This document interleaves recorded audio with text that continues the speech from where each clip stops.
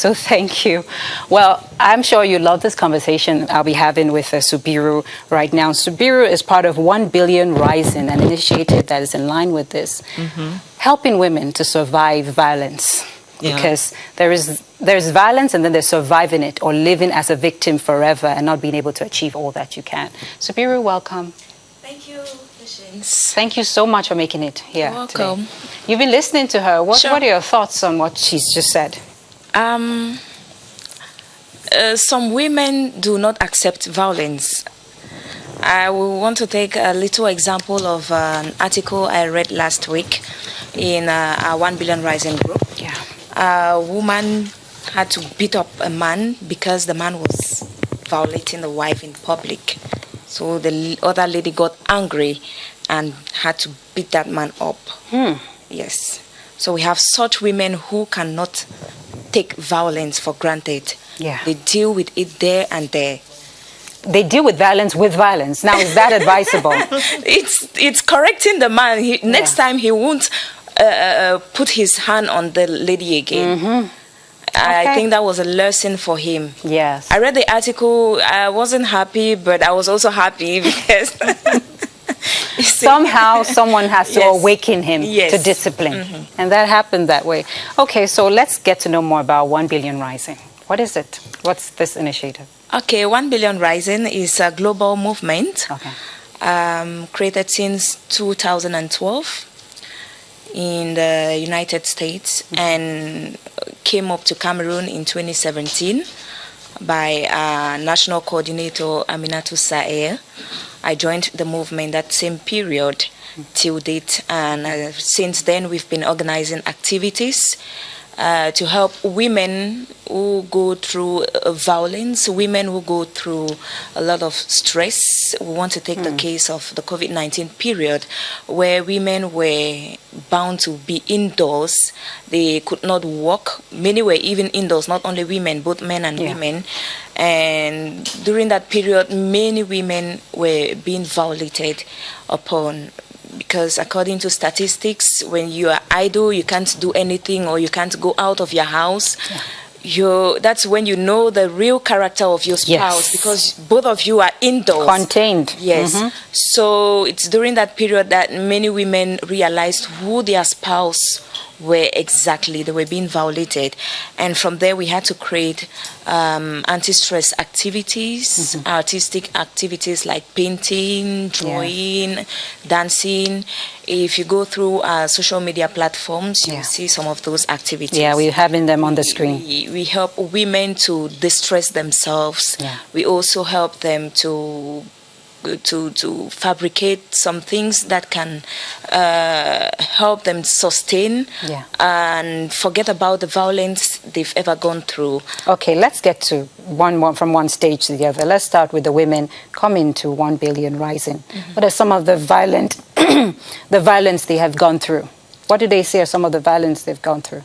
Some of the violence they've gone through, we have marital violence. Where the man who not treat the wife well. Some of the women also come up with the fact that they are being pressurized by their husbands, and it's another form of violence because it's psychological, putting pressure on someone.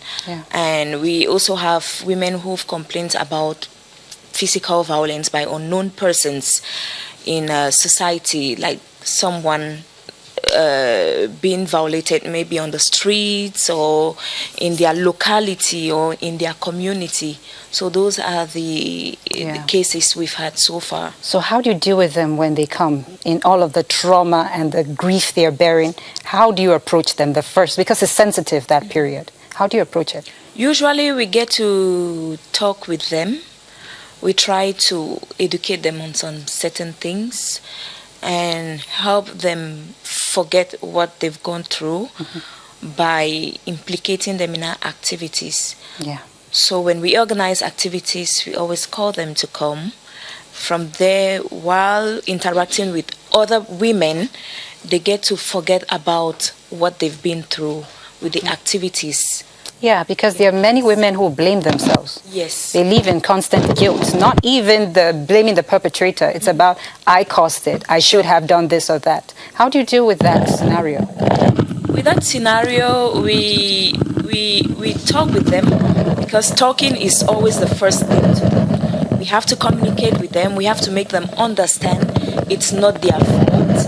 And even in some cases where it might be their fault, we try to tell them, next time, please avoid doing this in order not to get hurt. Years of age. In 62 countries, there is no recognition of male rape victims. The Red Cross movement taking action on What we think the general is. So we try to also caution the women, please, if you are fond of doing this, try not to do that next time again. We are always. I love that it's balanced. Sure. Yes, we always balance the situation. Men usually come to our activities as well. We are open. I love that, because sometimes men would think it's a moment to bash. Yes. To bash the opposite So we always gender. invite them. We have we usually organize round table discussions. Each and everyone who put their problems on the table, we try to discuss and understand. And from there, I think everything is always settled at the end of the day. You have a question for Subiru. Yeah, I just wanted Alice. So, with all the efforts they are trying to put in place, what are some of the techniques you people think you're going to imply so that the more and more women should be part of that association, so they can learn from the initiative you people have that is going to enable them better their situations? The techniques, I can say we usually organize yearly activities from November to February next year. And during that period, there is a whole lot of activities. Like some years back, we organized activities on self-defense. Great. Women who can defend themselves, be it publicly or within their homes. If a woman can defend herself, then that's for the betterment of the society, because you cannot keep on punching her like a punching bag and she sits there. So when we train them in the self-defense activities, we don't tell them to instead go and violate the opposite person. No, you defend yourself when you're faced in a situation where there is nobody around to help you. Yeah. That is the aim of the self-defense activities we usually organize, and the anti-stress activities. And as then well. the trainings, so they are financially independent, because sometimes Yes. women go through a lot and Sure. they can't leave because they need financial independence. Yes, we also train them in the fabrication of soap, fabrication of some cosmetic products, so that they can be financially independent, because by so doing they can market these products. Some can even use them at home in case your husband doesn't give you 100 francs today to buy soap. Beautiful. At least you have soap which was made by yourself, and you will not always count on him to give you 500 or whatsoever to buy some foodstuffs in the house. Thank you so much, Subiru. welcome. According to the United Nations, 1 in 3 women will be raped or beaten in her lifetime. Now, if you're one of those women and you want to reach out to 1 Billion Rise in Cameroon, how can they do so? They can get to our Facebook page. The name is 1 Billion Rise in Cameroon. Instagram, Twitter. So on all our social media platforms. Okay. And I'm sure you're personally connected to this topic. We'll not get into your story, maybe another time. But there is Eliane, all the way from the Southwest region, who was kind enough to share her experience of being violated, but then transforming that pain into strength.